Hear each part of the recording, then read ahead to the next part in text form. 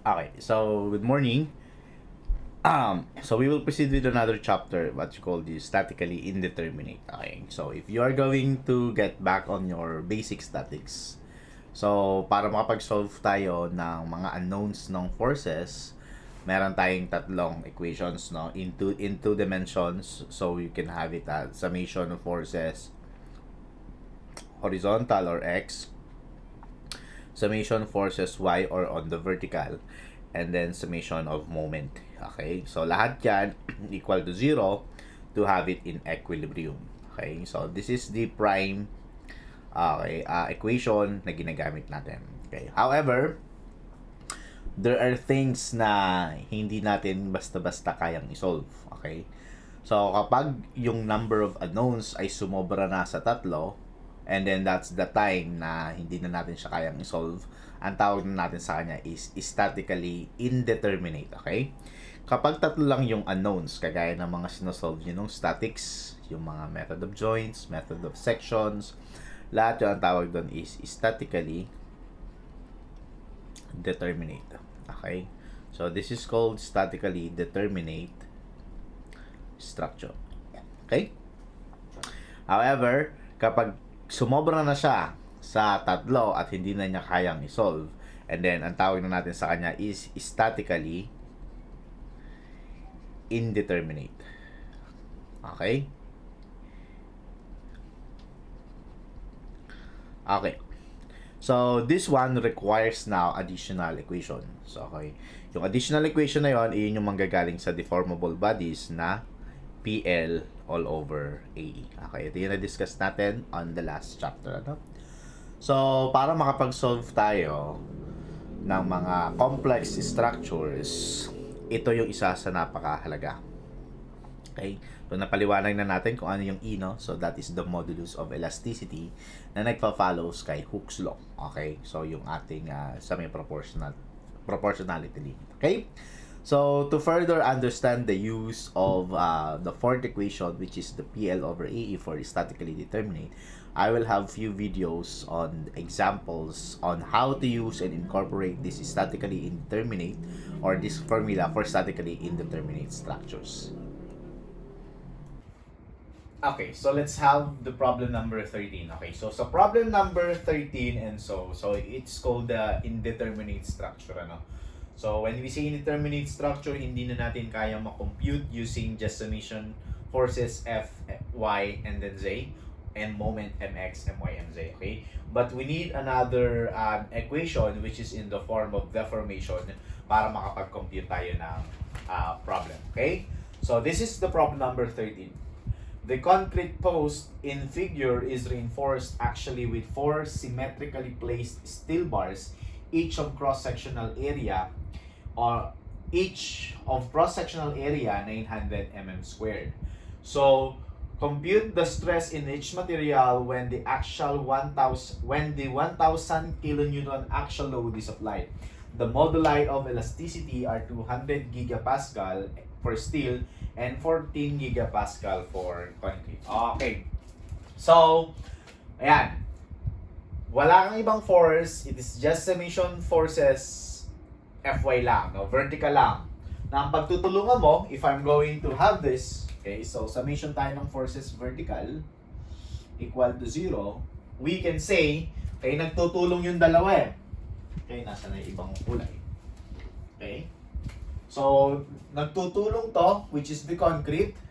Okay? Tapos, nagtutulong din yung mga steels natin. Okay? So, yan. Okay? So, kung yung titingnan natin, yung force natin, okay, due to steel, plus force natin due to concrete, okay, equal daw yan dapat sa 100 kN. Okay? Kaya lang, iyan lang yung pinaka-force natin. Kasi pag nag-summation forces horizontal tayo, wala naman tayo makukuha, no? Okay. Dalawa yung unknown, isa lang yung equation ko. So, it means we need another equation to find the solution for the problem. Okay? So, titingnan natin. Kaya naglagay ng bearing plate, okay? Tapos, sinabi sa problem, it is concentrically, okay? Para kapag bumaba siya, hindi siya tatagilid, okay? Kasi may tendency na kapag hindi siya concentrated sa pinaka center of gravity natin, okay, may tendency na tumagilid siya, okay? Since concentric daw siya, so we expect that this bearing plate, upon deformation, would still remain horizontal. Okay? So, i-assume ko na nandito yung aking bearing plate. Exaggerated. Okay? And then, this one would be technically a single deformation. Okay? This sigma is already, this one, deformation, is already the deformation of steel and also the deformation of our concrete. Okay? So we could say that the deformation of our steel should become equal to the deformation of the concrete. Okay? From here, we can say that P sub S, okay, single L. Okay? L lang tayo. Buo. Let's say from here hanggang dun sa pinakataas. So, okay, we will have it as L. All over the area of the steel, 900 pero each daw to. So, 4 yon. So, 4 times 900 mm squared. Okay? And then the ES, gawin nating megapascal, we can have 200 times 10 to the 3. Okay? And then the deformation of the concrete, now, we have the PS. Dito, para makuha natin si PC, pwede kong gawin 100 minus PS na lang. Okay? So, I have here 100 minus P sub S multiplied it by the L. Same L lang sila. All over the area, 300 squared minus 4 times 900. Okay, saan to? Okay, yung area ng concrete, 300 by 300. Kaya lang, ibabawas ko yung 4 na steel area, no? Okay? And then you have here the concrete, which is 14 times 10 to the 3. O, 14,000, no? 14 times 10 to the 3 para maging megapascal. Okay?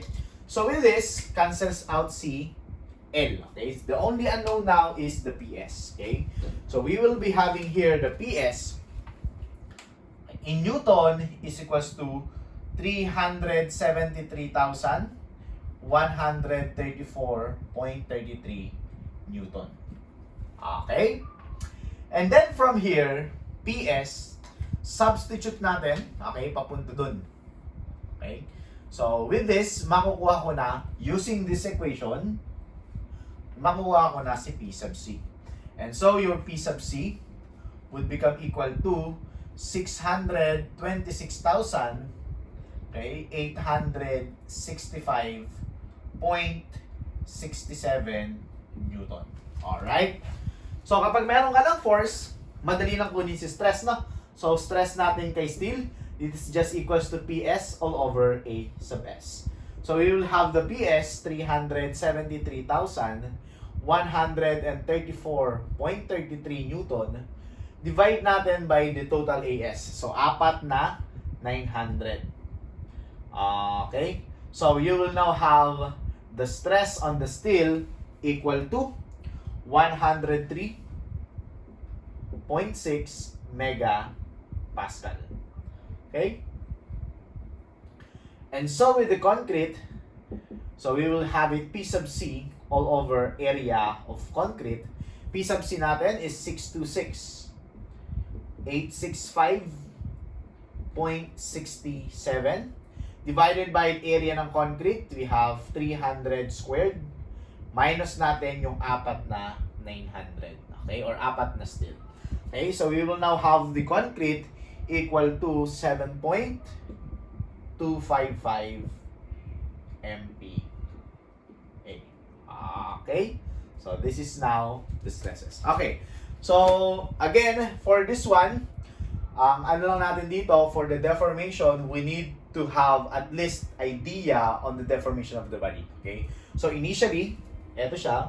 Madalas ang ganun kung indeterminate yung structure sa mechanics of deformable body. Normally, kung ano yung position niya nung una, yun din yung magiging position sa dulo. Generally, madalas ganun yung problem eh. Okay? Lalo na kung bababa. And then dun ka makakakuha. Okay? But later on, kung unsymmetrical sila, tapos medyo yuyuko ng kaunti yung ibang parts, okay? Ginagamitan naman yun ng ratio and proportion. Triangles lang naman. Okay? So, for the meantime, this is the answer for problem number 13.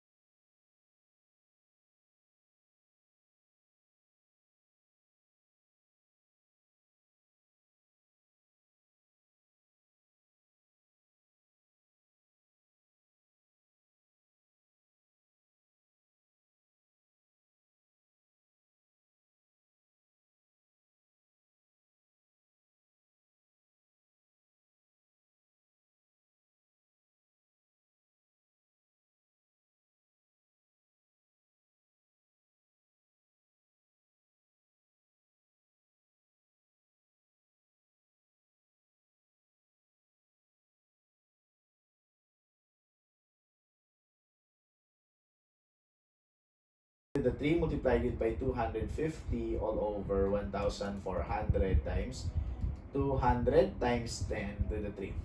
Okay. So, ayan. 0.18. Okay. 0.18 mm. Okay. Still. So, sumobra siya greater than 0.1 mm. Therefore, it touches the aluminum. Hindi na rin ito yung makukuha niyang stress. Yung deformation niya. No? Bakit? Kasi, after niyang ma-reach yung 0.1, tutulong na ngayon yung inyong aluminum. Okay? So, since they are perfectly symmetrical also, yung top nito, pwedeng sabihin na natin dito, no? Ayan. So, we will be having this deformation as the overall deformation of the block. So, parang ito yung magiging block na natin. Okay? Ngayon, yung pinaka-steel natin, okay? And that is actually the deformation. Okay? Pero, yung deformation natin ng aluminum, okay? Since mula doon, okay, ayan, mula dito hanggang doon, that is the deformation. Pero siya may pasobrang 1 mm, no? Okay? So, ibig sabihin yung aluminum na deformed lang siya ng theta minus 0.1. Okay? So, that is the deformation. Or, we can say that the aluminum plus 0.1 is also equal to your theta. Okay? Pag-equate natin tong dalawa, okay? So, I could say that my deformation on the steel is equals to the deformation of aluminum plus 0.1 millimeters. Okay? So, that would be your working condition now. Okay?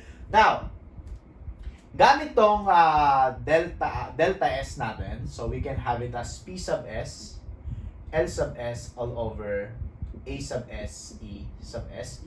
So this would become equal to P sub A, L sub A all over A sub S, A sub A, E sub A plus 0.1. Okay? Now, I have now I do not have the delta S, pero meron akong P sub S. Okay? So, pagdating doon, pag bumaba na siya, pagtutulungan na yan ng dalawa. So, we have here the P sub S. L sub S is 250. All over A sub S natin is 1,400. So, ang E natin is 200 times 10 to the 3. Okay? So, we will now have the aluminum.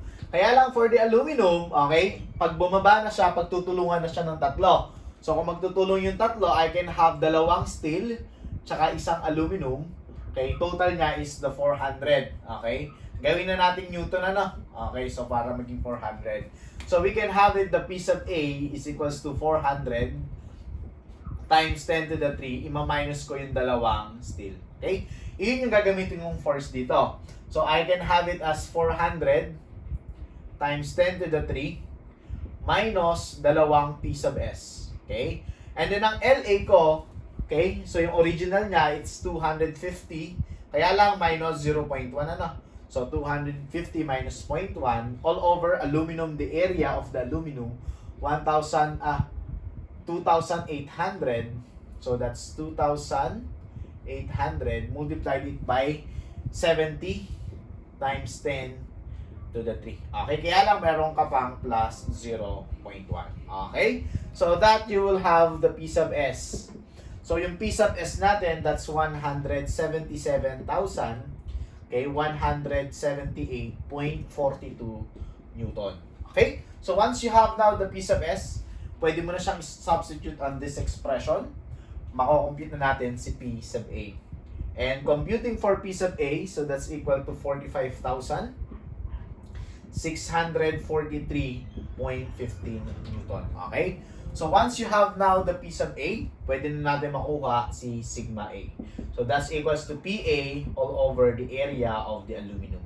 So you have here the sigma, 45,643.15 all over the area of the aluminum, which is 2,800. Okay? So you will get this one as 16.30 megapascal. Okay? So this is now the answer for problem number 50. Okay? So again, this is compatibility, no? So dapat alam lang natin kung para saan tong point 1. Okay? So it's just equal to the deformation of the aluminum, tapos mag-add tayo ng 1 mm para pantay silang dalawa ni steel. Okay? So that's it for the problem number 50.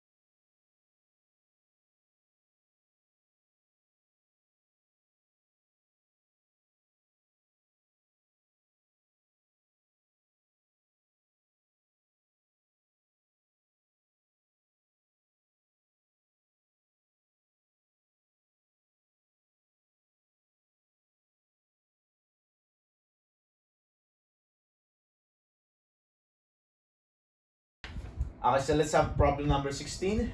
The regions, by the way, yung figure sa 16 tsaka 19 nagkabaliktad sila, no? So paki-correct na lang. So the radius love of W with center of gravity at G suspended from 3 identical wires that remain the force in each wire. Okay. So okay naman sana yung steel. They are symmetrical, space B magkamuka. Ang problema, wala yung center of gravity niya, wala sa gitna-gitna. Okay? So, technically, kung nag-shift dito yung ating center of gravity, medyo mas stress yung ano natin dito, no? Mas stress yung wire natin dito compared sa kabila. Okay? So, meron tayo ngayong tatlo. Okay? So, we will be having there 3 forces. Okay? So, I will have the deformation and then the forces. Lagyan ko to. So, I will have it PA and then I will have it PB and lastly, I will have it as P sub C. Okay? Ngayon, meron ako ditong weight na W. Okay? Hypothetical W. So, kahit ano yan. Okay? So, we can have it summation forces vertical. Okay? So, we will be having as PA plus PB plus P sub C is equals to W. So, you have here the equation 1. Okay? Next. So, what we will do is we could take also the moment at point A. Okay? Kasi meron naman akong by the way, ito pala, okay, hanggang dun pala yan. Sorry. So, hanggang dun lang siya. Okay, pwede ako mag-take ng moment at A and then the rest would be enough. Ito summation forces to vertical. Okay? And then we can have it summation moment at A and it should also become equal to 0. So, unahin ko muna yung weight. Unahin ko muna sige yung mga paganon. So, we will be having it as positive. So, negative PB multiplied by B. Okay? Is it minus P sub C multiplied it by B plus B. So, you have here 2B. And then plus, you have here the weight. And then you multiplied it by 1.2b. Okay, equal to 0. Okay, so ilipat ko lahat dun sa kabila. Ito gawin kong positive. Tapos cancels out lahat si B. Okay, so lahat ng terms merong B, no? So I could divide all sides by B. So I can have here P sub B, okay, plus 2P sub C. And then ito lipat ko sa kabila, so it would become equal to W. Okay? So ito pala nilipat ko sa kabila, ano? Okay, para maging positive. So negative PB naging positive PB, negative 2P sub C nilipat sa kabila naging positive 2C. So here is now equation 2. Okay? Hindi ako pwede mag-summation forces horizontal kasi wala naman akong external force sa horizontal. Okay? So baliwala yan, nonsense. Okay? So meron tayong dalawang nakuha from the statics. Okay? But we need more is for the deformable bodies. No? Doon na natin kukunin. Okay? So since we expect, okay, that this slab, sabihin na natin mag-deform siya, okay, into this kind. Okay. Up. Sobra. Ayan. Okay, so sample ganyan. So madi-deform siya, we will be having an elongation on each point. Okay? So that elongation, mula doon hanggang doon, so this is the elongation or the deformation at point A. Okay? Mula dito hanggang doon, that would be your deformation at B. And then mula dito hanggang doon, that would be your deformation at C. Okay? Now, what I will have to do is like this one. Okay? So, i-drawing ko yung part na may deformation na to. Okay? Para medyo nakakalito na doon. Pop. Tapos, ito yung original niya. Okay? Tapos, ito yung ating i-exage ko na. Exage ko muna. Okay. Yan, halimbawa, ganyan ano. Okay? Tapos, ito yung point B at ito yung point C. Okay? Next. Pwede akong gumawa ng dalawang triangle. Okay? This distance, this is point A, point B, and then you have here the point C. This is B. Tama ba ako? This distance is B. And this one is also B. Okay? Now, this one is a similar triangle. Okay? So, itong triangle na to, at saka itong triangle na to, similar lang. Tama ba ako? Okay. So, pag hindi, balik tayo sa geometry na. So, that is similar because, okay, parang ganito. Yung malaki na to, itong malaki na to, triangle na to, so, meron yung height dito, no? Okay. Kapag kinuha ko yung kalahati niya, automatic ito magiging midpoint. So, makakalahati lang to. Okay. So, it means, this distance, okay, is also equal to this distance. Okay? By ratio and proportion of the triangle, we could say that this deformation is also equal to this deformation. And this one is your delta A. Okay? That is on the A. Okay? This one, ano kukunin? Meron kang deformation sa B, meron kang deformation sa A, so this would become deformation at B minus deformation at A. Okay? Next, how about to get this one? Yung buo, deformation at C. Merong kang B doon, so this would become equal to deformation at C minus deformation at B. Okay? But, from this triangle, we could say that this distance and this distance are congruent or equal. So, from there, we could say that delta B minus delta A is also equal to delta C minus delta B. Okay? Next, I have here PB. Okay? So, you have here PB and then L. Initially, they are all equal. Over A, again, yung A natin, they are also identical. So, ibig sabihin, lahat ng A natin, they are equal. Minus, we can have it as PA, L all over AE is equals to PC, L all over AE minus you have here PB, L all over AE. Okay? So, you may cancels out AE and you may cancels out the L. Okay? So, ang nangyari, PB, ilipat ko sa kabila, it would now, so this one, may natira akong A, ano? So, you can have it as P sub A. Okay? And then PB, lipat ko sa kabila, so you will have 2PB. And then lastly, lipat ko sa kabila, minus P sub C. So, equal to 0. So, this is now the equation 3. So, meron akong tatlong equations. Equation 1, equation 2, equation 3. Pwede mo siyang i-calculate, ano? Kaya lang in terms of W. So, dito ang ilalagay mo 1, dito ilalagay mo is 1, pero dito ang ilalagay mo is 0. Okay? So that, given to equation, 3 equations, 3 unknowns, we can solve for the PA. In terms of W yung lalabas natin, ano? So, we will be having here as 7 over 30 of W. And you have here the PB is equals to 1/3 of W. And you have here the P sub C equals to 13 all over 30 of W. Okay? So, this, by the way, sinagutan ko na kasi ito eh. Okay, so, meron to, mali ito, it should be 1.2 of W. Okay? So, PB, and then 2P sub C, lipat sa kabila, negative 1. Okay? So, kapag kinuha mo yon, this one would be the answers. Okay? So, sa pagkakalculo, paano siya sa nakuha yan? So, again, pwede mong ito, palitan mo yan ng 1, tapos ito 1.2, tapos ito 0. So, makukuha mo tong mga values na 7 over 30, 1/3, and then 13 over 30. Okay? Tagdagan mo lang ng W kasi that is in terms of W. Okay?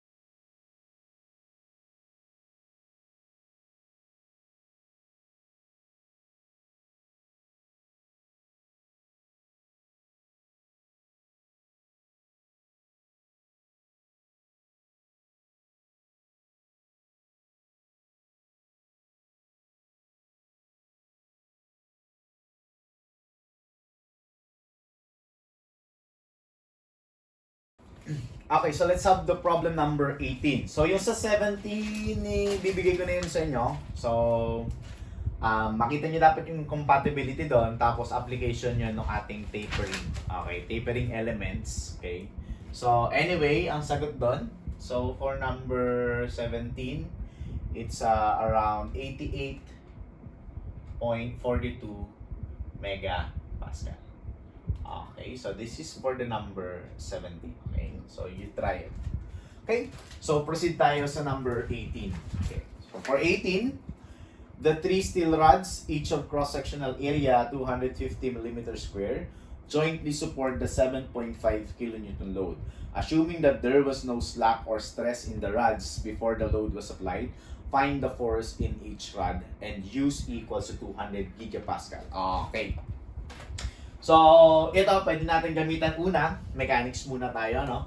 So, very symmetrical. Ayan, very symmetrical yung loading.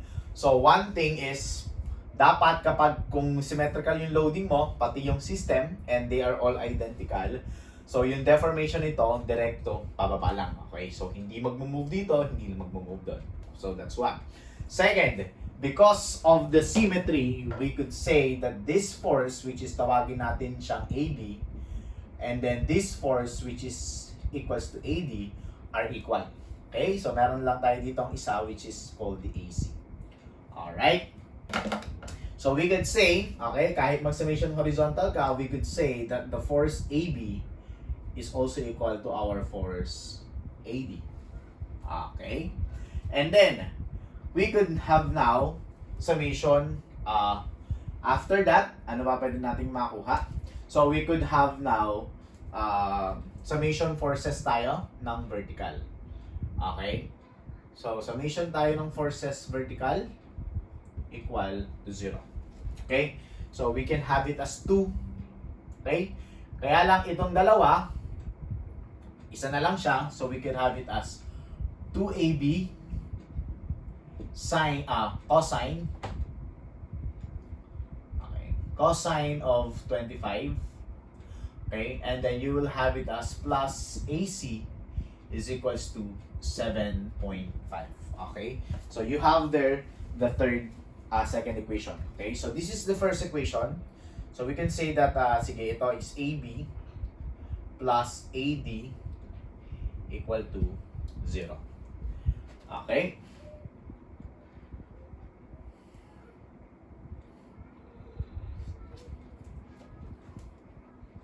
Minus.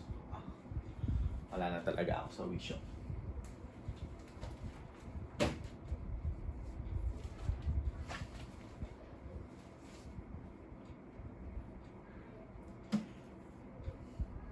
Okay?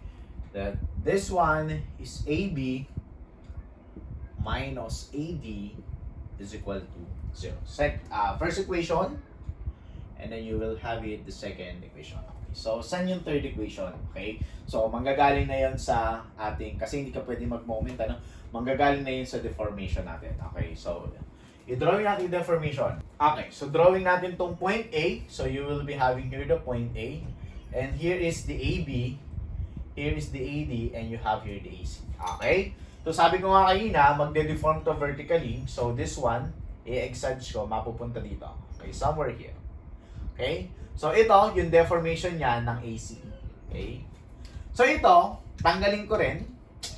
Tanggalin ko muna dito. I-extend ko na lang yung deformation niya, no? Okay, so magde-deform siya. And this is called the deformation ng ating AB. Okay? So, this one, if 25 degrees, okay? And then this one is your 25 degrees. Okay? Now, ito masyadong maliit. Yan, ano? Masyadong maliit. Okay? So, in-exage ko lang. So, ito kapag umikot yan ng pagganon, dapat tatama yun sa point na yan. Okay? So, parang pag sa sobrang liit niya, okay, assuming na ano siya, okay? So, this could constitute to a 90 degrees. Okay? So, parang kasing gaganon yun eh. Okay, oh. Okay? So, parang gaganon na. But this one would constitute to 90 degrees. Okay? So, ito ganun din. Pwede mo yung i-extend.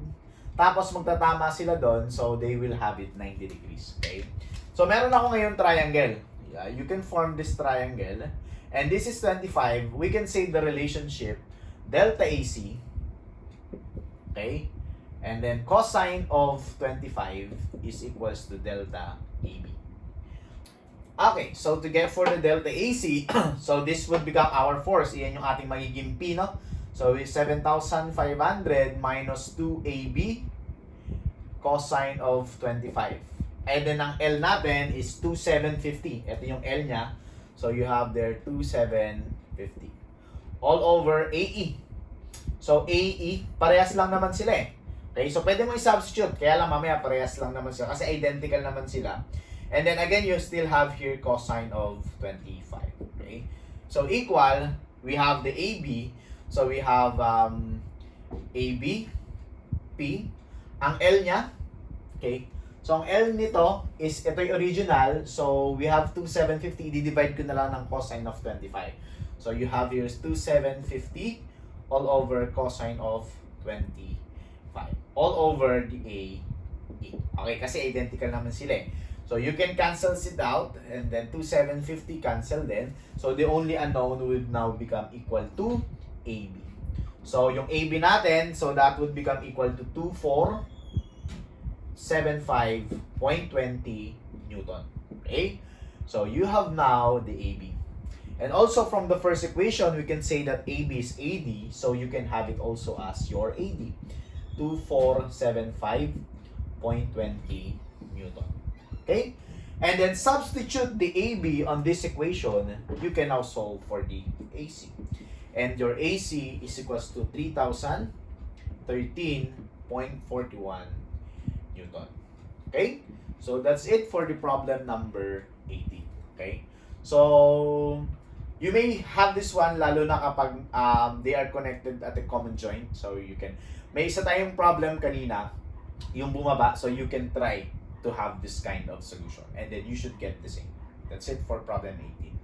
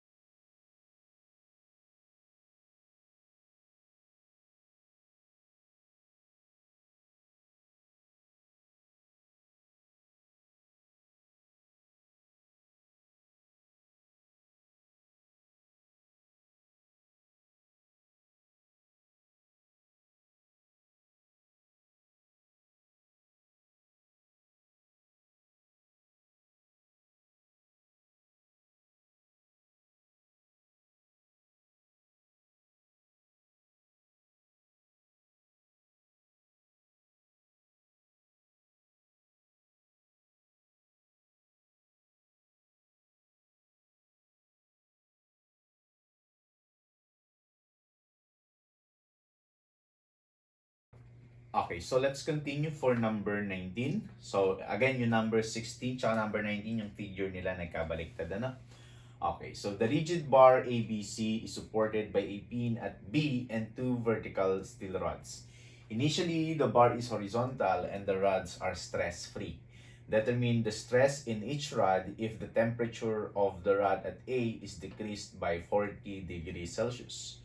Neglect the weight of the bar ABC. Use alpha equals to 11.7 times 10 to the negative 6 per degree Celsius and E equals to 200 gigapascal per steel. Times 10 to the negative 6 yun, I guess on the handout it's times 10 to the 6. Okay? So, this is called the thermal stress, no? Or we have the thermal strain. Okay? So, ang formula lang naman for thermal strain is yung change in yung deformation natin is alpha L, okay, and then delta T. Wherein the alpha is the coefficient of thermal expansion, the length is the original length, and this one is change in temperature. So normally in materials, if we have an increase in temperature, okay, there is an increase in length. Okay, kapag meron tayong decrease in temperature, we have a decrease in length. Lalo na kung ang material natin is steel. Okay, so una, okay, stress-free sila. Walang ibang other forces except for the temperature. Tapos, itong rod lang, A lang yung nag-decrease, ano? Okay, so kung nag-decrease to, okay, we expect, okay, yung bar natin, by exaggeration, okay, magaganon. Okay. exaggeratedly, magaganyan yung bar natin. Okay, at this final. And then this one is the change, of course, due to temperature. Okay? So, madali nating makuha yan. So, yung change in temperature natin na yun, so, lagyan ko ng T, so that's the alpha L delta T. Okay, so yung alpha natin, that's 11.7 times 10 to the negative 6. Okay? Per degree Celsius, so yung length natin, gawin natin 900 mm. So, we can have it as 900 mm. Okay? And then multiply natin by the change in temperature. So, we have here the decrease. So, we have 40 degrees Celsius. Okay? So, we will have this one is equal to, okay, where is that? Okay, 0.4212. Okay, millimeters. Okay? This is the final position of supposedly the joint A. Okay? Kaya lang, in reality, okay, so ilagay ko muna, okay, dito. Op. Tapos, ilagay ko yung final position niya. Okay, exaggerated lang ano. Okay. So, we have this kind. Okay. So, this one, ang total niyan, inakuha nyo natin, 0.4212. Okay. Kaya lang, para mapunta ka sa position na to, meron kang bar A. Okay. So, yung bar A na to, because of the temperature, of course, magkakaroon niya ng deformation, ano? Okay. And then that deformation, okay, sabihin na natin yung deformation due to A. Okay, so yung deformation natin due to A, okay, because may stress ka mula sa PL over AE, so yung force sa A, LA all over AE, okay, or that's equals to sigma A, LA all over E. So, parehas naman sila ng E, okay lang yan. Okay? So, hindi natin alam kung ano tong sigma na to. Okay? So, lagay natin sigma A. Pero ito alam natin, this is 900 mm. All over. Yung E natin, 200. Binigay ba yung E? Okay, so that's 200 megapascal. 200,000 times 10 to the 3. Okay? So, assuming due to A, okay, ito yung nangyari, no? Aside from that, itong C, magdi-deflected siya. Okay, so bababa yan at certain point. Because of the stress, okay, so we will be having as delta C. Tatawagin ko siyang delta C, no? Again, yung delta A ko, pag shortening nitong steel rod A, itong C ko, dahil bumaba siya, elongation naman ng C. Okay, so ganun pa rin. We can have it this one, sigma C, and then LA all over, C to, C all over. Okay? So, this one is sigma C multiplied by 1,200 all over 200 times 10 to the 3. Okay? Malinaw yun na, no? Okay, now, isa-isahin muna natin. Yung point A, okay, disregarding the temperature, ano, kasi yung temperature, that would be our final position, okay?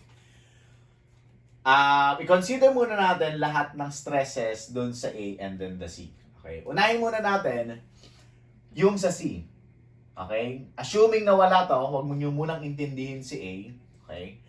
Ito hahaba. Okay? Let's say yung paghaba niya at this point, sample lang, ano? Yung paghaba ng point C due to this elongation would become equal to this one. I will call that as my delta C. Yun yung delta C ko, ano? Okay.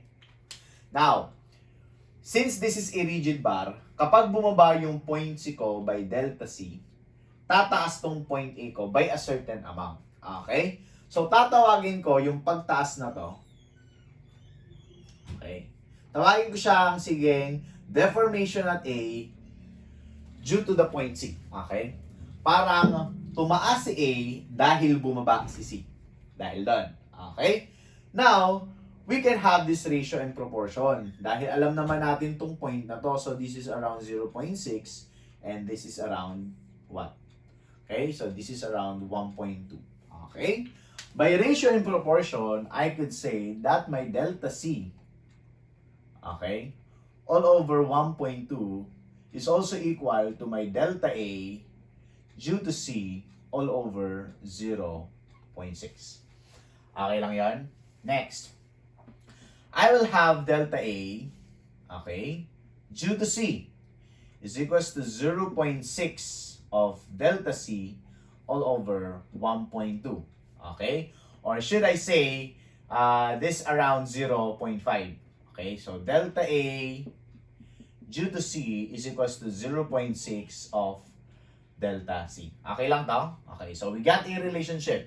Now, on this part, mula dito, i-consider ko naman yung pag-shortening nitong member A. So, mula doon hanggang doon sa final position, iyon na yung ating delta A. Yun na compute natin kanina.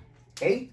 So, again, yung movement ng joint A dahil sa dalawang points. Una, sa pagbaba ng C, tumaas si A and that is the delta A due to C.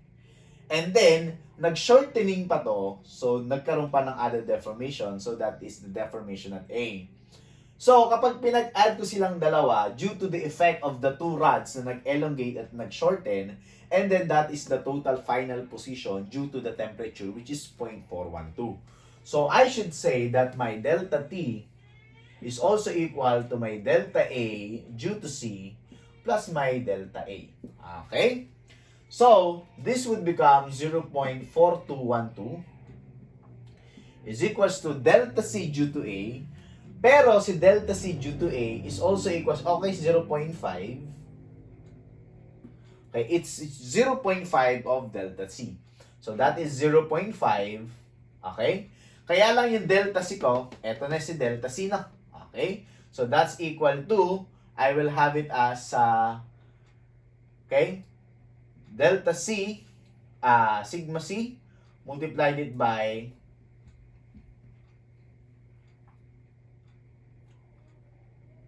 1,200 all over 200 times 10 to the 3. Okay?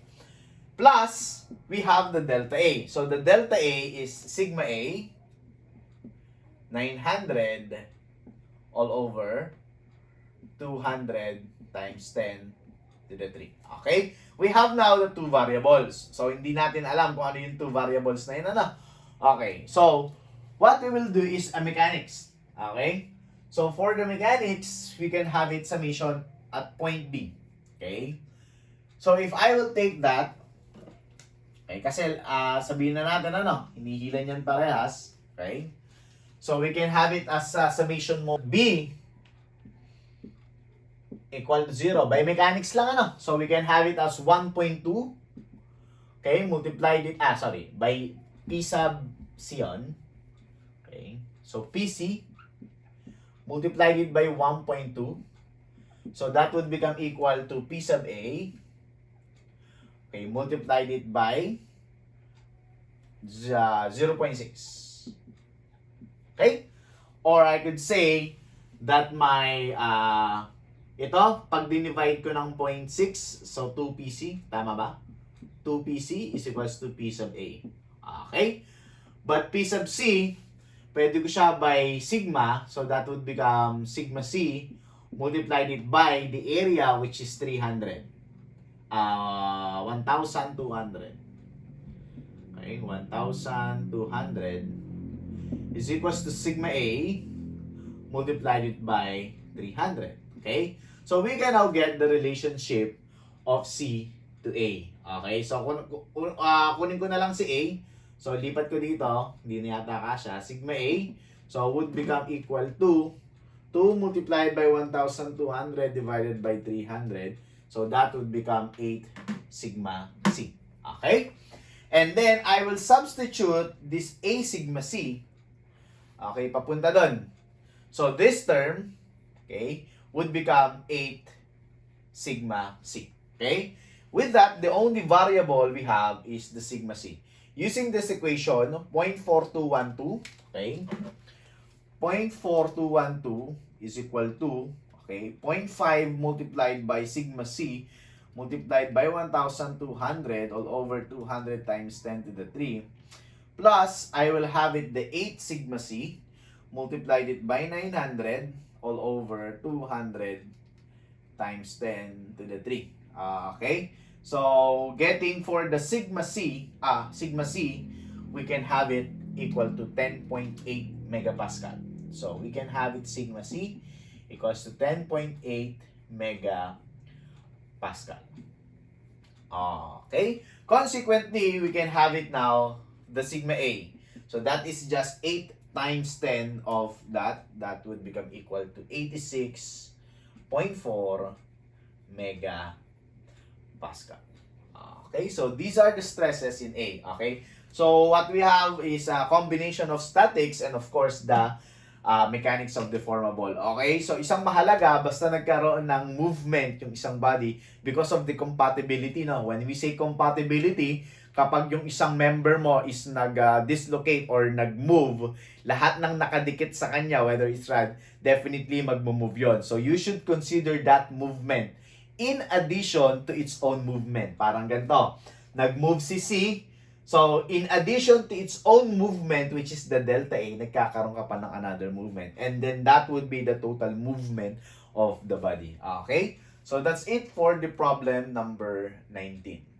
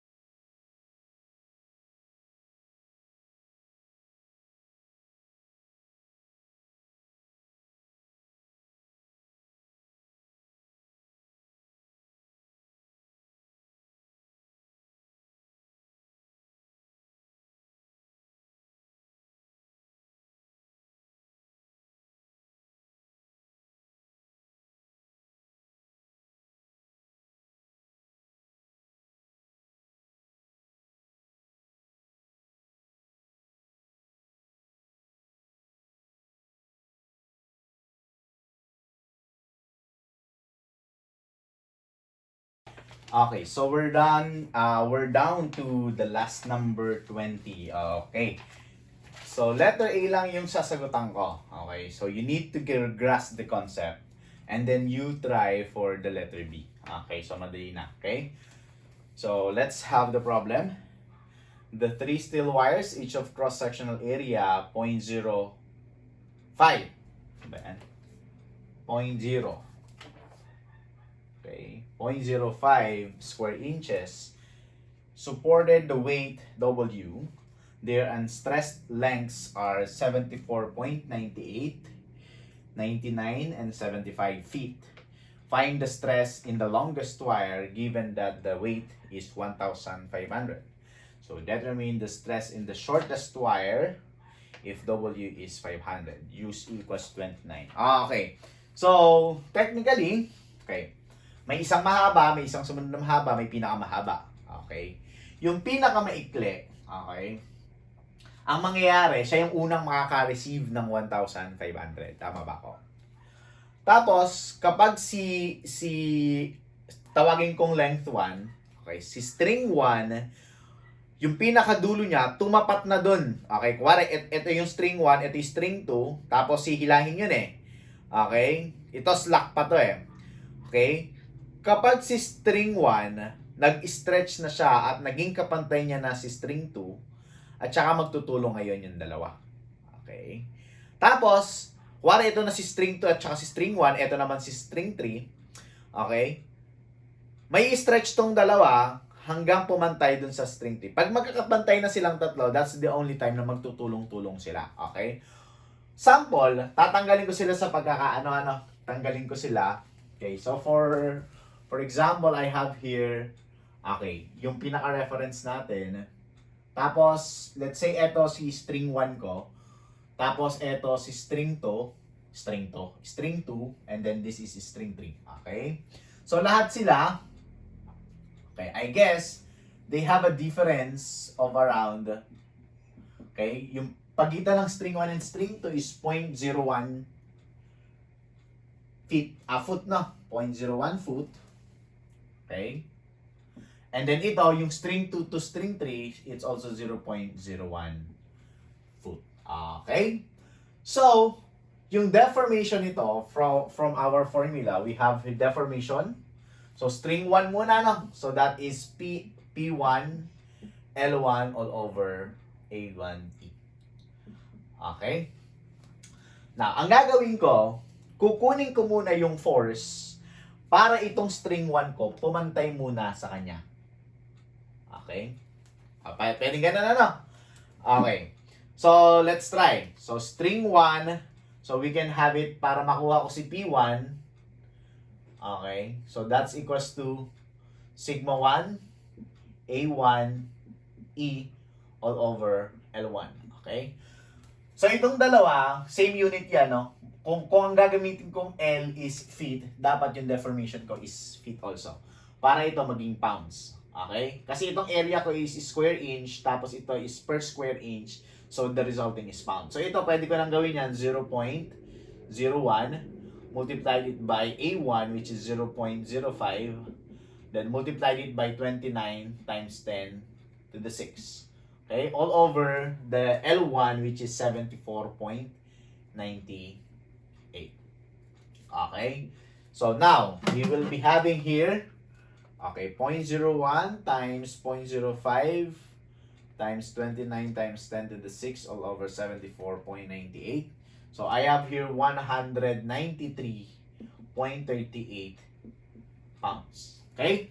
So, hindi pa ako lumalagpas ng 1,500. Ibig sabihin, kapag nilagay ko yung amount na tong force na to, that is the amount required, okay, para magpantay silang dalawa.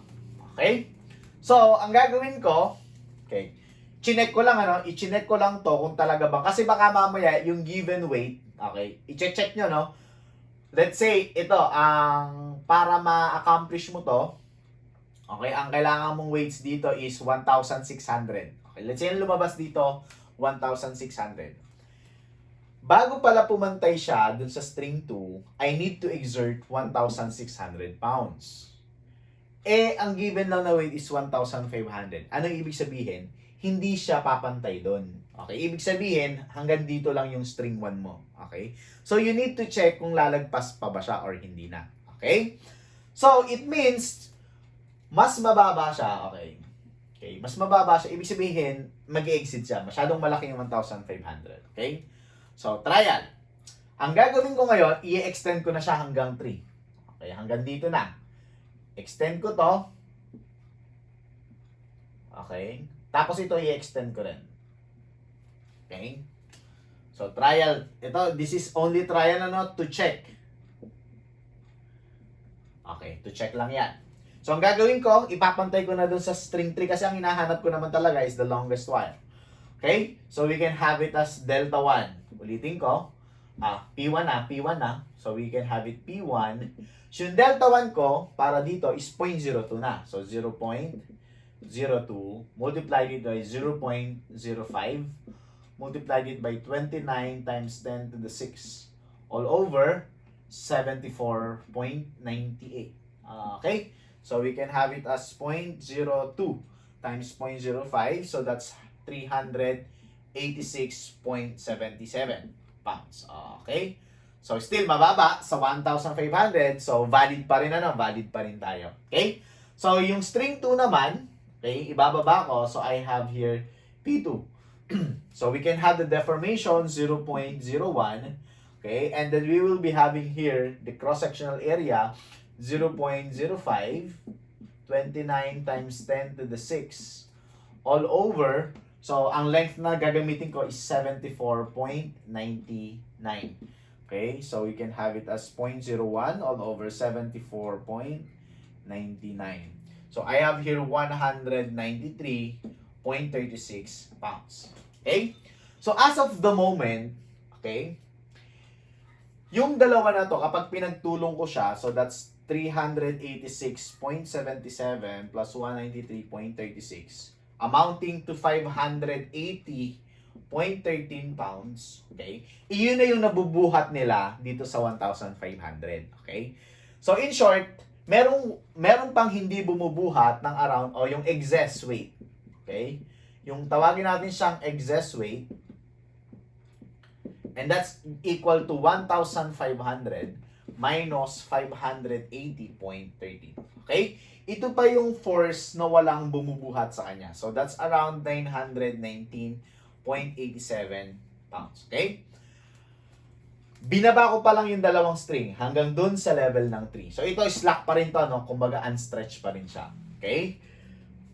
Because nagdala na sila ng 580, okay, meron pang around 919.87 pounds na walang bumubuhat. Okay? Ito ngayon yung bubuhatin ng tatlo. Okay? Bubuhatin niya ng tatlo, and then this time, magkakapantay na silang tatlo. Okay?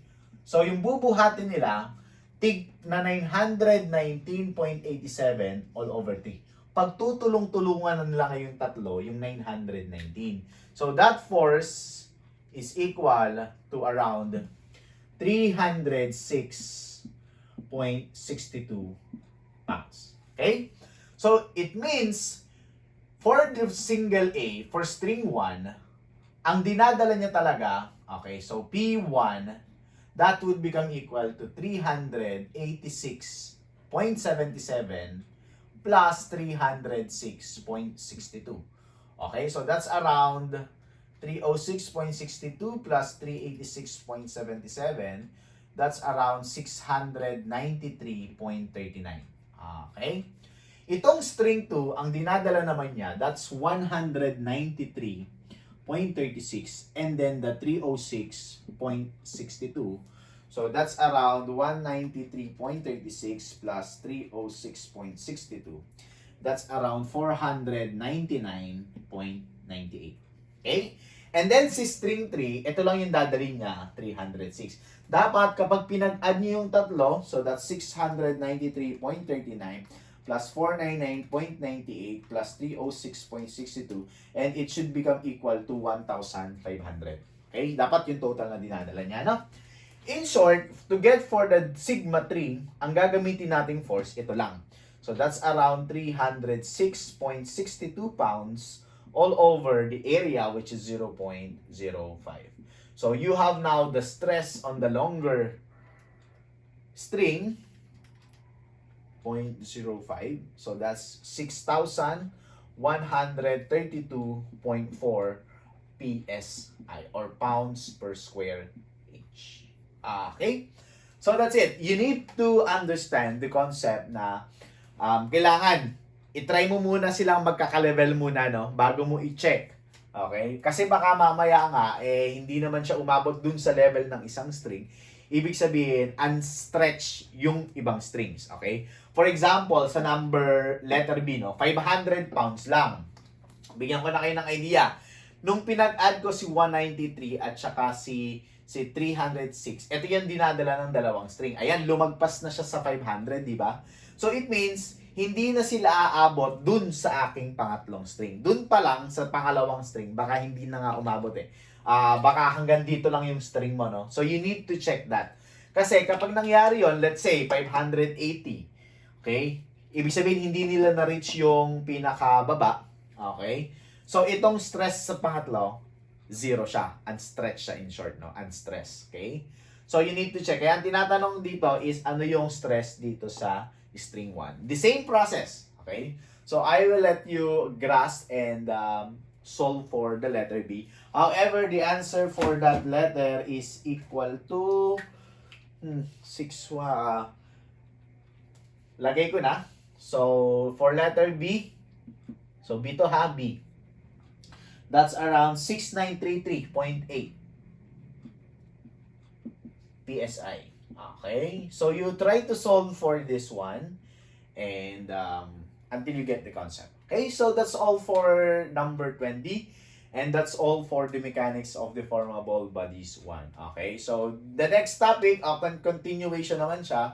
So, still you have the thermal stress and other torsion and so on. Okay? And then, of course, the combined loadings. Yun yung medyo mas nakakalito yung combined loadings. Especially, pwede mo na siyang gamitan ulit ng Morse circle. So, sabi ko nga sa inyo, yung Morse circle na tinuro ko last time or last week, okay, same pa rin siya. So, gagamitin nyo siya hanggang doon sa deformable bodies and even in the soil mechanics. Okay?